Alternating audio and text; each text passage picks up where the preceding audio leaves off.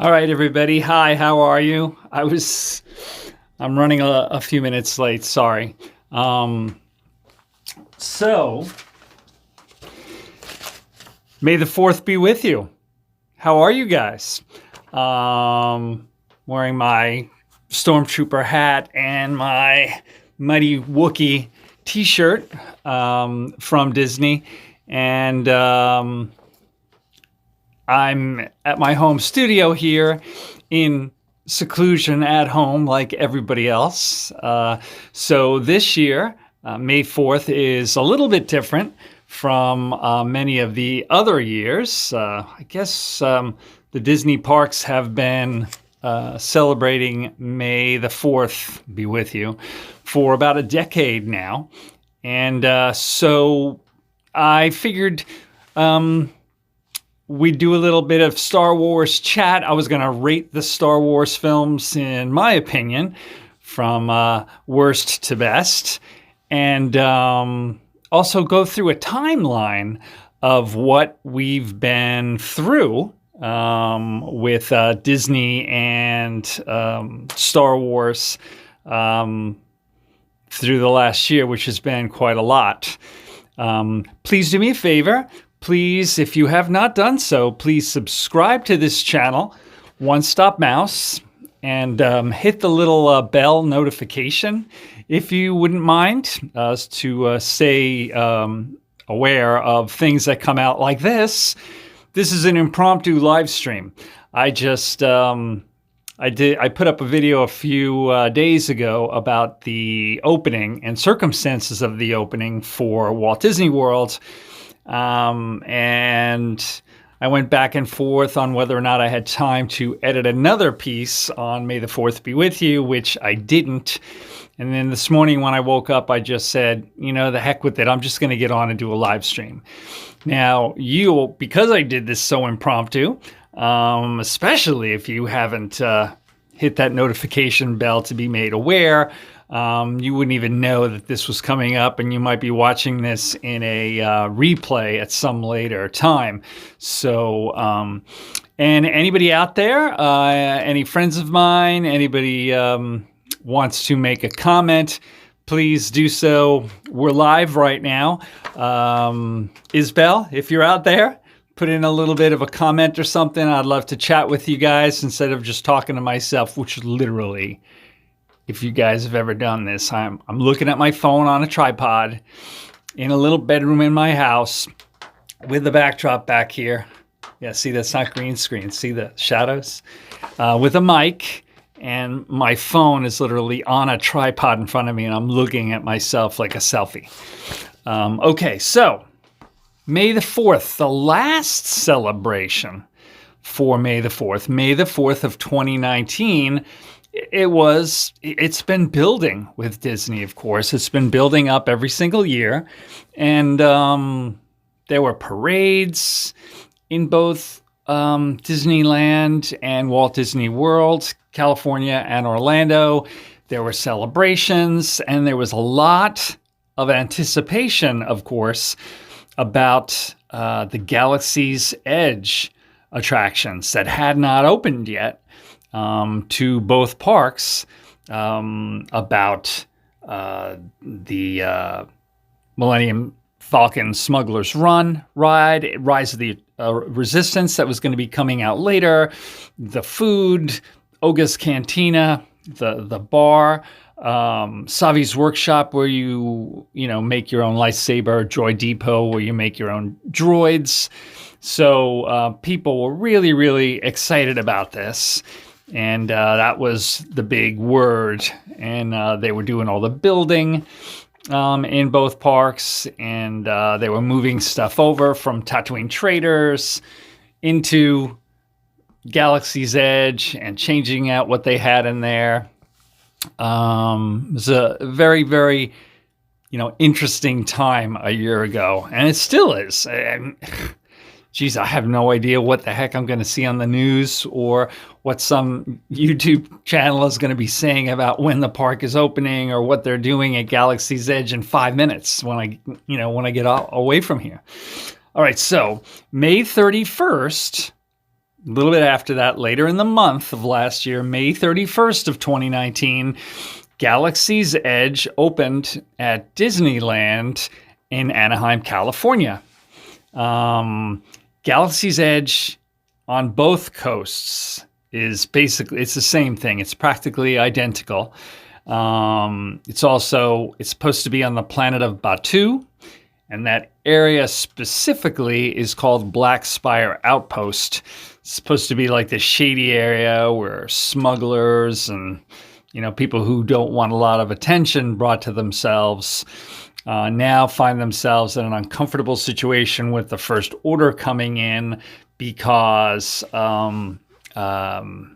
rebel-type forces are coming in there and shining light on stuff. So that opened up on May 31st, and that was very, very interesting.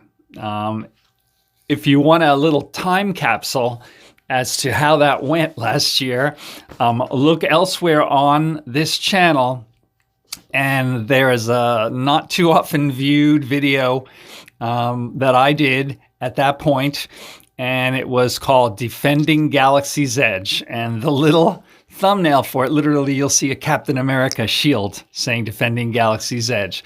Because at that point, everybody and their brother, it was like everybody's favorite hobby, especially for YouTubers that wanted like clickbait material so people could, people always rush to the negative, unfortunately. So everybody was just laughing, cracking up over, Disney's nuts. Look at all the money they're losing. Look at Disneyland. They've built this quadrillion-dollar land, all this effort and everything. They bought Lucasfilm. They've screwed up the movies, and now they have this attraction, and no one's even going into it. Well, as you'll see in that video and how time played out, I'm not a rocket scientist, okay? But history has a habit of repeating itself. And if you're a Disney file, if you know anything about Disney, when you're finished looking at this, or if you just want to cut this video off because I'm long-winded and you just want to talk to Google right now, look at the comments that the critics were saying about the opening day, especially, but opening of Disneyland in Anaheim, California in 1955. Look at the reviews, and look at the reviews and the criticisms of the opening of Walt Disney World in 1971. What you're going to see is that people in 1955, they called it, it was Black Friday. Even the employees at the time, because they rushed to open it, and Walt really wanted to open it, but it was so hot and so overcrowded and so out of control. And the critics just massacred it. They were just laughing at Disney's an idiot and this and that. And they did the same thing with the opening of Walt Disney World. And guess what? Lo and behold, so many years later with Galaxy's Edge opening, Disney just lost it. They don't know what they're doing anymore. They're idiots. They've wasted their money. Galaxy's Edge has two rides in it, two attractions. One is the least spectacular, Millennium Falcon Smuggler's Run. And one is spectacular, a couple of rides in one. Technology is never even used before on attractions. And when it opened in Anaheim, California, not only did it only have that one ride, Millennium Falcon Smuggler's Run, that was not as spectacular. Kind of like, I think it's cool because of the fact that you're in the Millennium Falcon and you're in the cockpit. If you're really into that, just that is unbelievable. But in a way, to a lot of people, it feels like they're playing a video game, where the cockpit is moving and stuff. So it wasn't, after they'd seen the ship, the Falcon, that wasn't enough. Even though it was a great immersive land, great art direction, everything else about the park really, really cool. Hold on one second.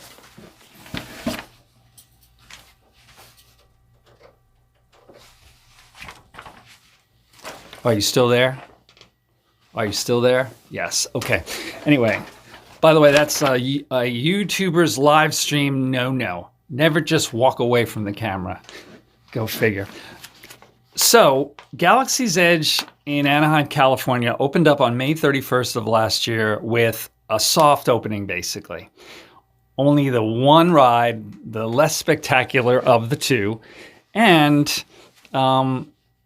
Disneyland is different from Disney World. Disneyland basically has a lot of local people go to it, the majority of the people from Southern California who are annual pass holders.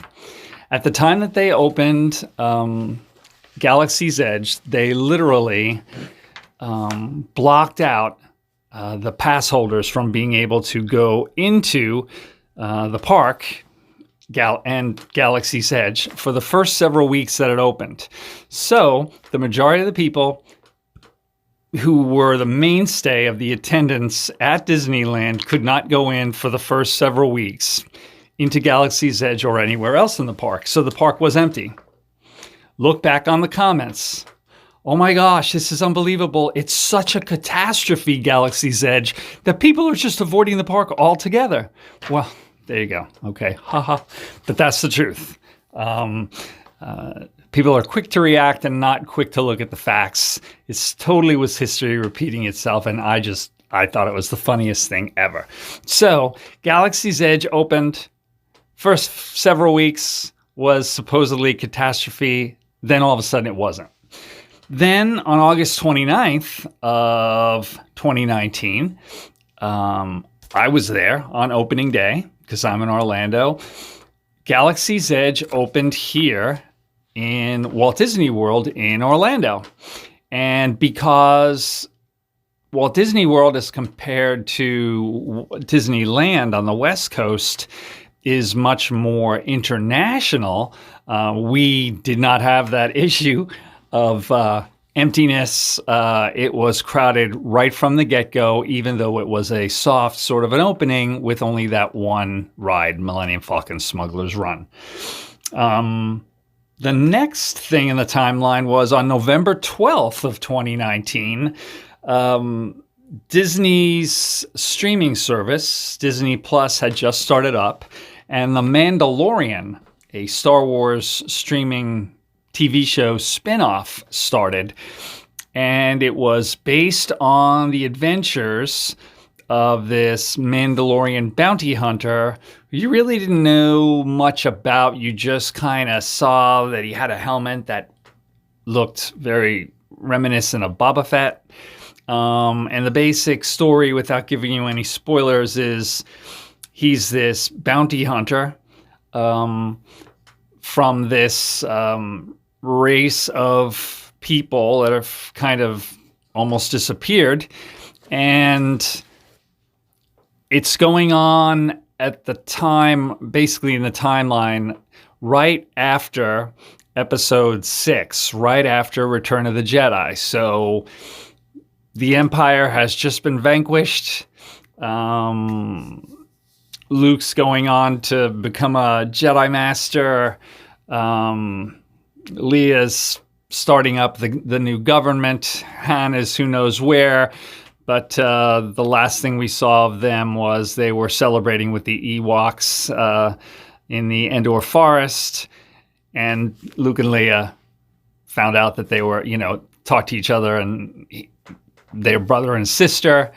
And then that picks up in this story where the Empire's kind of just like fragments and the new government really hasn't taken over yet. So it's a little bit of chaotic, sort of like Wild West sort of stuff.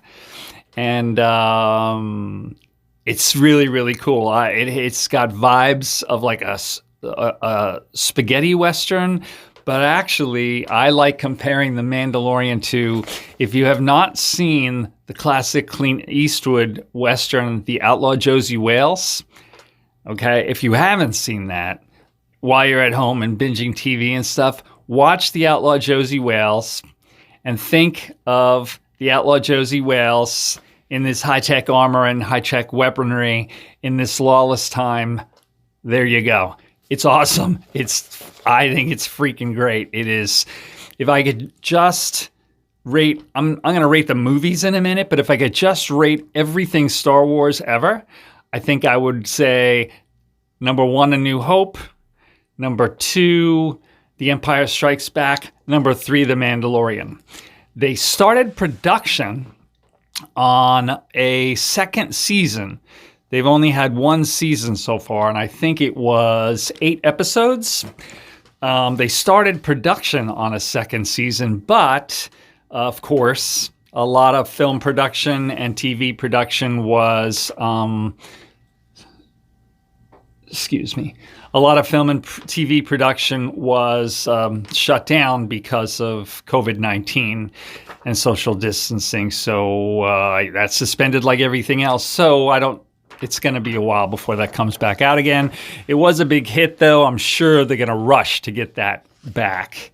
Then next on the timeline was December 5th of 2019 was the opening. Was there on that day too. You can see the live stream. If you look on the channel here, it broke up a few times in the catacombs on the queue and everything, but it was pretty good. December 5th of 2019, opening day, Rise of the Resistance at Galaxy's Edge, Walt Disney World, Orlando. That ride is unbelievable. You can look today. Disney is actually putting out a virtual ride of Rise of the Resistance. That is the coolest attraction, the coolest ride I have ever been on. And it's several rides wrapped into one with some new technology, very immersive, very exciting. Unfortunately, my dad has wanted to go to this. And, sorry, guys. Just kind of squishing my microphone cable. My dad has wanted to go to this, but he has not been able to go. And I've promised him that I'm going to take him to this. So, then the next thing was December 16th of 2019. The Rise of Skywalker premiered in theaters. This was the final film in the Skywalker saga. Mixed reviews, because of course the last 3 films haven't been widely accepted by especially hardcore Star Wars fans. But I think they really did everything they could to basically throw in everything. They were trying to make everybody happy, in that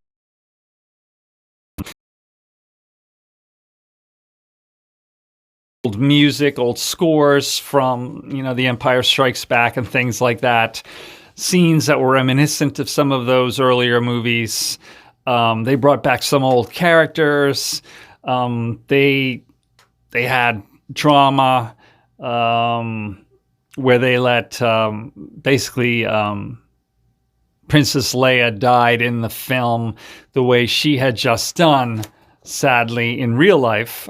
Carrie Fisher, her estate basically let them kind of use some old footage and manipulate it and use special effects to make it look like she was still around for a part of the movie, and then she passed away in the film like she had in real life. I know people could say it, but I don't know how they could say it. I don't know how anybody could say that J.J. Abrams, Lucasfilm, and Disney didn't go way out of their way to make sure they threw everything that they could in there for everyone to try to wrap it up in a nice little bow. I think that they did that, actually. Then on January 17th of 2020, finally into this year, Rise of the Resistance opened on the West Coast in Disneyland, California.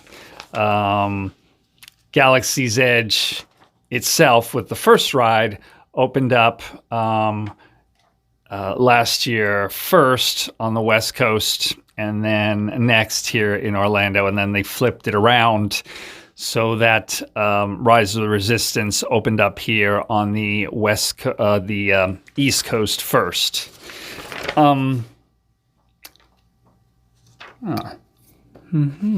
Interesting paperwork. So, like I said, please do me a favor. This is Jones at One Stop Mouse. If you have not subscribed to us, please do so. If you're out there and you would like to chat, would like to say hi, please do so right there. You can just click it in. This is an impromptu live stream. When I put up a thing announcing a live stream like an hour before I do it, we do not have enough subscribers yet, where when you do that at 11 o'clock and say you're having a noon live stream, that a lot of people actually show up. This is usually something that's shown in the replays because there's not enough time. It's the impulsive nature of this sometimes. I'm trying to not do that. Okay, so I'm going to rate of the 11 Star Wars films. Now, there's been more than that. There's been a couple or more, but I'm not counting them. Okay, I'm counting the 9 films from the Star Wars saga, and then the 2 spin-off Star Wars stories, Rogue One and Solo. I am not going to talk about, The Mandalorian and the Star Wars Christmas special from, 1978, I think, and some of the Ewok movies. They're like all over the place, and the Clone Wars thing was just the TV show sort of cut together and released theatrically as a marketing ploy. I'm not going to go down that street. I'm just going to briefly give you my ratings from worst to best, 11 to number 1, what I think are is the best Star Wars film. All right, so number 11. I bet you can guess this. Did you guess it? What's in your head? What do I think of the 11 of the 9 Star Wars saga films, and Solo and Rogue One included? What's the last one? What's the one that I don't like? What's the one that, hey, look, I'm 58, okay? I've been around for a while. Guess where I was on opening day on, I can't remember. It was late spring of 1977. I was there in one of the originally owned, before they kind of broke up the theater system, the studios used to own their own theaters. So they produced the movies, in their own facilities, distributed them to their own theaters. They made the money all around. And they did break up that theater system a long time ago, but there were still vestiges of that for a while. 20th Century Fox still had vestiges of that. And in my hometown, there was a 20th Century Fox owned theater, sort of a movie palace that only showed 20th Century Fox films. And I went, my mom was annoyed with me. I was a whiny teenager, and gave me some money and told me to get out and go to the Fox Theater, as we called it, and go see a movie. I didn't know anything about Star Wars.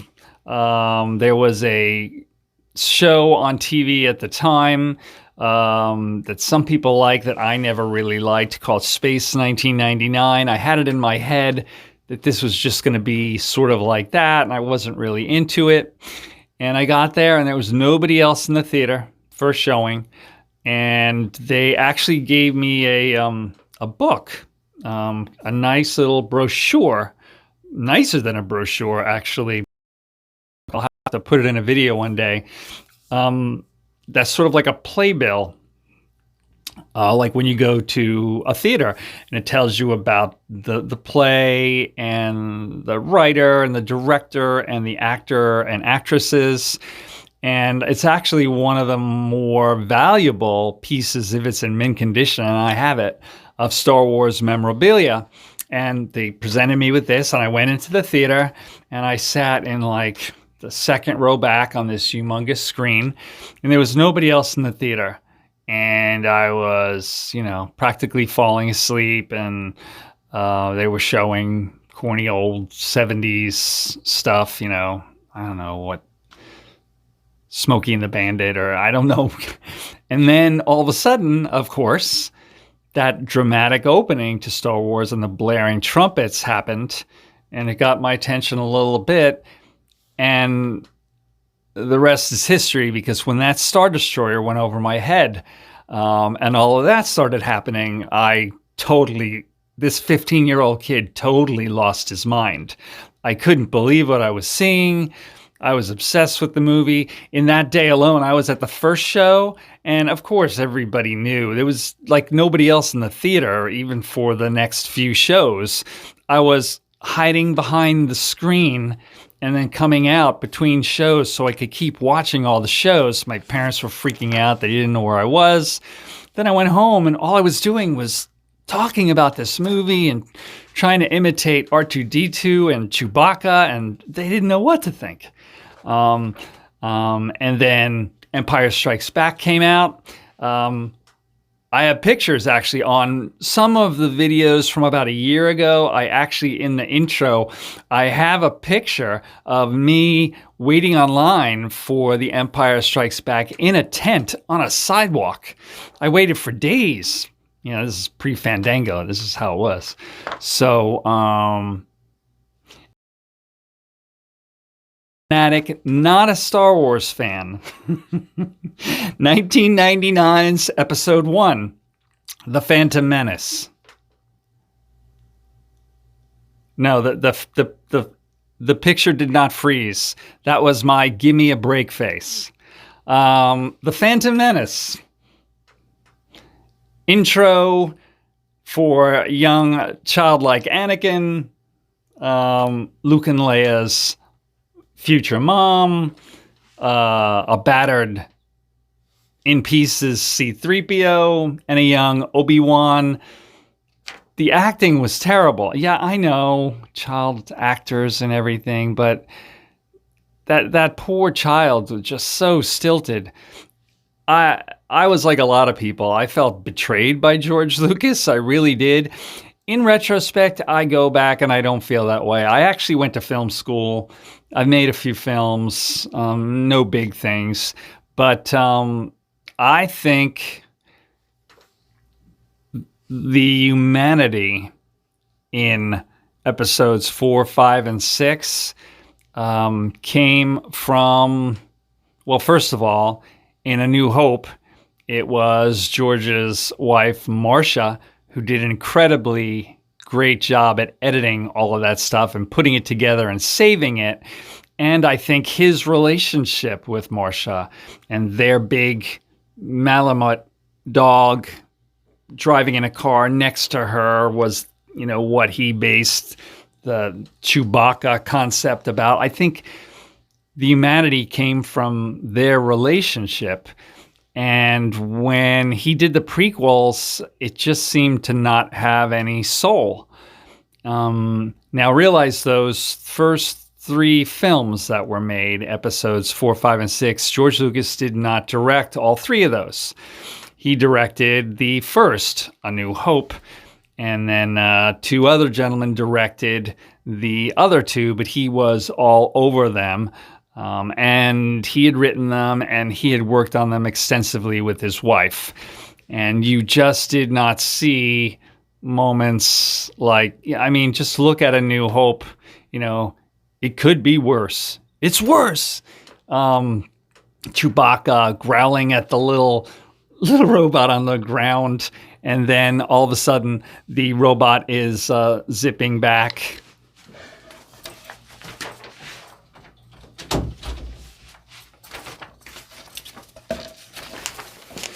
Hi there.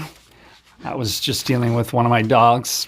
So yeah, I think the prequels basically were soulless, and they were just, it was the beginning of, It was CGI. It was great. He made great strides technologically, but went way, way backwards in terms of sucking the soul out of those movies. Number 10, 2002's Episode 2, Attack of the Clones. More of the same concept. Terrible acting. Episode 1, the only thing that saved, going backwards for a second, saved Episode 1, The Phantom Menace, was, of course, the fight scenes with Darth Maul were super cool. But everything else was, what? You know. Number 9, 2005's Episode 3, Revenge of the Sith. The last of the prequels, and it was better only because of the drama in there, of course, which was high drama, of Anakin turning to the dark side. And that was some terrible acting too, but I guess it was a little easier just screaming and growling and being angry than the more delicate acting. So turning to the dark side, the battle with Obi-Wan on the volcanic pits, becoming Vader, and then the placement of the two young children, Luke and Leia, and the future of everything. Number 8, 2017's Episode 8, The Last Jedi. Well, I'm not going to get into that too far because, folks hated this movie and basically thought, I think this is really what incensed people and then gave Galaxy's Edge a run for its money, because all of those Star Wars fans thought that Disney and that film just was spitting in the face of Star Wars lore and really disrespecting it. Number 7, 2015's Episode 7, The Force Awakens. That was cool. All of a sudden, they're back. There's Han and Chewie on the Falcon again. They're obviously a lot older. There's Leia again. There's 3PO and R2.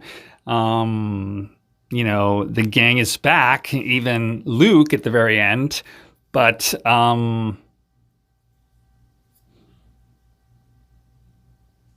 actually, they're back.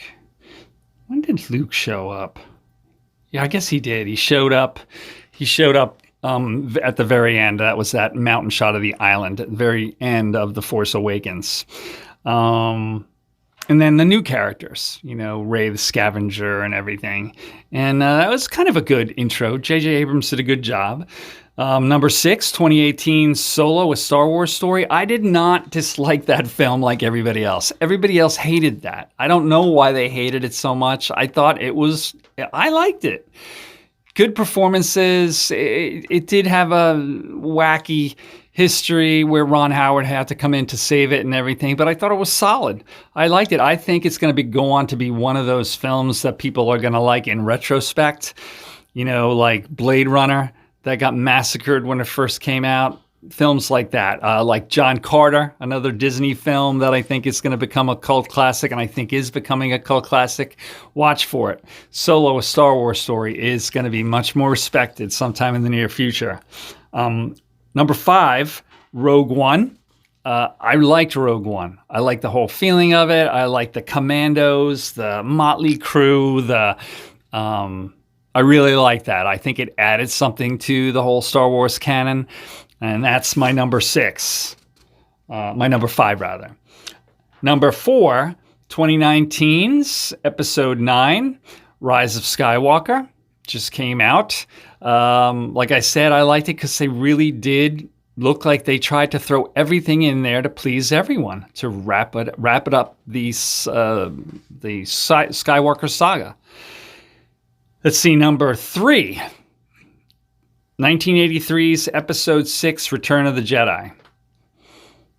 I mean, that's a classic, right? The Ewoks, all of that.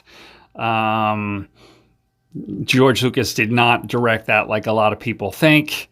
Richard Marquand directed that, and that was a great wrap-up. And then, that's right before The Mandalorian starts, and then way before The Force Awakens. Number 2, 1980s Episode 5, The Empire Strikes Back. Awesome film. You know, Luke finds out that Vader's his father. All kinds of things are happening. This is rated on a lot of people's lists as number one because it is awesome. The AT Walker scenes and everything. It's really awesome. But still, for me, number one, the beginning, where that kid that I was just talking about, me, was sitting in that theater and had everything changed. Was number one, drum roll please, Episode 4's A New Hope.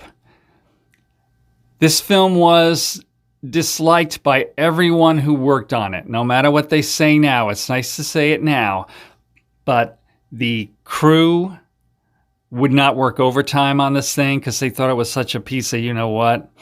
The actors... Still, if you go on YouTube right now, they still laugh at how George Lucas, what kind of director is this guy? He doesn't even talk. He just is faster, more intense. He's like a technician. Everybody thought it was a wacky, crazy concept. Nobody had seen anything like this before. It was all in George Lucas's head, and he wasn't even communicating it very clearly to people. And nobody had any idea what was going to happen with this. As a matter of fact, the people around him thought it was going to be so bad and such the end of George Lucas's career that they talked him into the fact, they psyched him out, that he thought it was the end of his career too. So when Star Wars was becoming this fantastic hit, overnight hit, and doing things that no film had ever done before with merchandising and everything else. And the studios didn't even know what to think of this phenomena. He was on a beach with his friend Steven Spielberg because Spielberg wanted him to not basically have a nervous breakdown. And get him away from it all. And they had no idea what was happening. And they came back and it was like, wow. So, that's back in the day when filmmakers were actually artists, where they could make a film, whether it was good or bad, and these fantastic new things could happen. That is becoming much, much more rare. Why? Because we don't just have television critics and newspaper critics. Everyone's a critic now. You watching this video right now can give me a thumbs up, thumbs down, put a comment. You're a critic right now. Everyone's a critic. And everyone, of course, too, thinks or feels that they should be directing the film before it's even finished. With leaks coming off of sets and all kinds of things, people literally are disapproving of and telling the filmmakers how they should make the films before they even have a chance to make them. That's interesting and kind of cool in a way, this democratic filmmaking process. But I think we have to be careful of that because I think that we might lose something. Star Wars was turned down by everyone. A lot of classic films that you've heard of have been turned down by everyone. And it was only a miracle that they were released. I'm not so sure in this day and age that Star Wars actually would have ever gotten made. Maybe because it's much more independent in nature nowadays. Maybe a lower budget version in a film school or an indie movie could have gotten made. And then, the process nowadays is then somebody sees a kernel of an idea and then they elaborate on it, maybe, but not straight to a feature film. So I think we should be careful about being armchair directors. I think Francis Ford Coppola and Steven Spielberg and George Lucas, they came up in the late 60s with French New Wave films and everything, and it was an exciting time. And it's an exciting time now. I don't mean to be a downer, but it's interesting to see a lot of films get crushed before they're even made. Anyway, that's my list from 11 to 1. May the 4th be with you. I'm going to cut it off now, and take care. Please subscribe to this channel. Hit the bell notification if you would to stay informed, especially of these impromptu videos. and come back and see us.